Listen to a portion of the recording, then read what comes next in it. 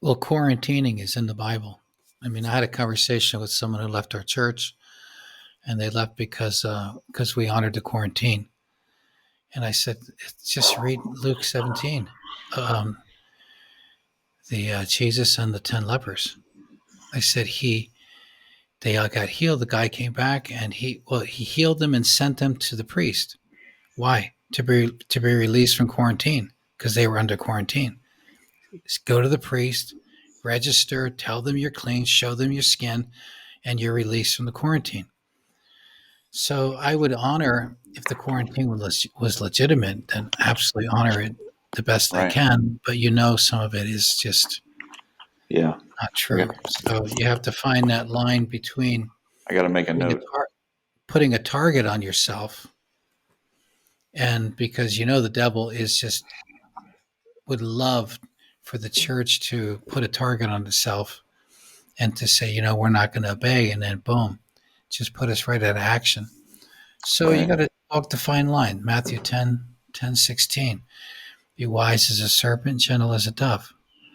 And we honored what was legal, and we pushed for every loophole we could find.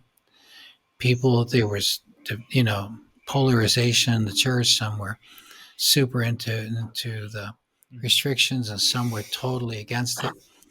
And finding the balance, we had to walk the line, and we did. And it was not easy, but it definitely was possible, and we came out pretty well in the end.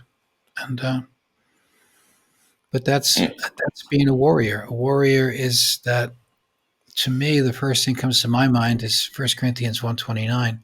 No flesh is going to glory. So whatever you're doing, if you're glorying, you're not a warrior, because Jesus said, "Without me, you can do nothing." Whatever I do, all glory goes to Him. So first thing on the agenda is Lord, what's your mind? What do you want me to do? Show me. James chapter 1 verse 5. Wisdom from above. If you need wisdom, ask for it. I will give it to anyone, no questions asked. No reproach, no questions asked. It's going to come right down from God. He's going to put it on the screen of your mind, and you're going to know what to do. And He's going to get the glory. So I got to walk with Christ as sanctified as Lord of my heart. 1 Peter 3:15. Sanctified as Lord in my heart, but also of my heart. So everything I do is under His rule. He's my Lord, right? And so, do you want me to do this? And so many times you have to do the thing where you don't look so good, but you did the right thing. I don't want it necessarily to look good in people's eyes. I just want God's will to be done. And I might say something or initiate something that nobody knew came from me, but it came on the table, and God's will was done, and I walk away knowing His will was done. But there's no glorying in the flesh. Right. I was yeah, and being wise as a serpent, gentle as a dove. I was praying for my neighbors the other day, and I was out with the dog at 1 o'clock, and suddenly out of nowhere comes this figure out of the dark, and it's one of my neighbors that I tried to witness to a couple times, but it didn't work. He's from Korea, and I started playing with my dog, and I'm just listening to something on my phone, and then I took the phone off and I prayed. I said, Lord, you want me to witness to this guy? Okay. And I just got the green light in my heart. Colossians 3:15. Let the peace of God rule your heart like a referee. I look for green lights, red lights from the Lord, yellow lights. And I got the green light, and I just said to him, "Hey, are you a Buddhist?" I like that line. Are you a Buddhist? I know, because if they're not, they kind of react. And if no, and he said, "No, no, no, I'm not a Buddhist." So what are you? He says, "Oh, I was a Christian, but I'm not anything now." And I said, "Well, tell me your story." For the next half hour, he told me a story. He just told me a story, talked and talked and talked, and then he finally said, "You know what? I don't believe there's a God." I just waited for one moment, just one moment, to take my sword of the Spirit and make one incision and back out. And I just said, "Well, you know what? I believe in God." I said, "You remember Jesus on the cross? What did He say to the thief? He said, 'Today you'll be with me in paradise. So I said, and he just looked at me and said, I got goosebumps all over my body right now. And like the Lord was speaking to him. I didn't say much. I just said, hey, look, it's getting late. Go home and read John 14. So the next morning, my wife comes back from walking the dog, and she says, I just ran into the neighbor, the guy you talked to till 2:15. The first thing he says to me is, he had this wonderful conversation with you last night till 2:15 in the morning. And your husband told me to read John 14. And this morning I read John 14 with my wife. We read it together. And I thought, wow, that all started from a simple prayer. Lord, do you want me to witness to this guy? Because I'm an introvert and I'm going to stay in my little box. But if you want me to, then you do it. And suddenly it comes from heaven. All glory goes to him. I'm just a vessel, and it's not about me. It's about you, Lord. But I have to open my mouth and ask. Without me, you can do nothing. So, Awesome. there's no. I'm gonna have to play this back so I can go back and look at all the scriptures that you quoted, because I was gonna stop you and like, wait, I need to write. I need to write that down. But man, you're killing it. I mean, wow.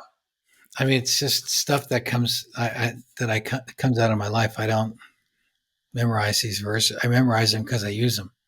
Yeah. That's what it says. The sword of the Spirit is the word. The word is Rhema, the spoken word. The word comes out of your mouth. Every day I pray three things. Lord, I want to come under the authority of your blood. Cleanse me of all unrighteousness and cleanse me of my righteousness, because that's worse than unrighteousness. When I think I'm righteous, cleanse me of that too. Number two, I want to come under the authority of the Holy Spirit. So fill me with peace and joy. Fill me with your spirit. Lead me, guide me. But number three, fill my mouth with your word, because I'm only going what I'm speaking. So I'm always talking. If you're near me, you'll hear me talking. I'm talking. I'm just talking. Lord, I need you. Lord, you said this. This is what I need. You said you'll promise me wisdom. I need it right now. Right now. And he does. He doesn't. It comes. If you believe it, he says, if you don't believe I'm going to give it, don't even ask, because I'm not going to give it to you. When I ask, I believe. I just say, Lord, I need wisdom. And I'm just looking for it to be written on the screen of my mind. And the next few thoughts that come around, I say, is that you? If I get the green light in my heart, that was him. He spoke to me. Then I go with it. And That's powerful. That's It's powerful. just in what you said about not having self righteousness. I find that it's easier not to have self righteousness when you're at the bottom of the trough.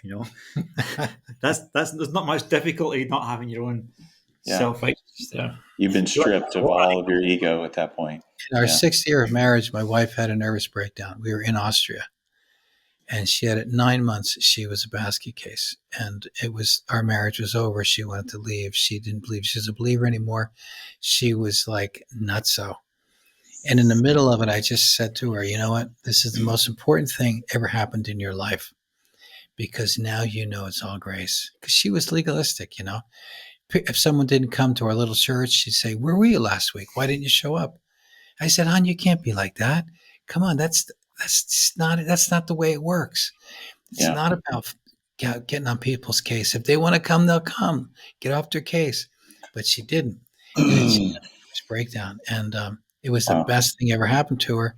And I told her in the midst of it, this is going to be the bedrock of the rest of your life. And that was like 32 years ago.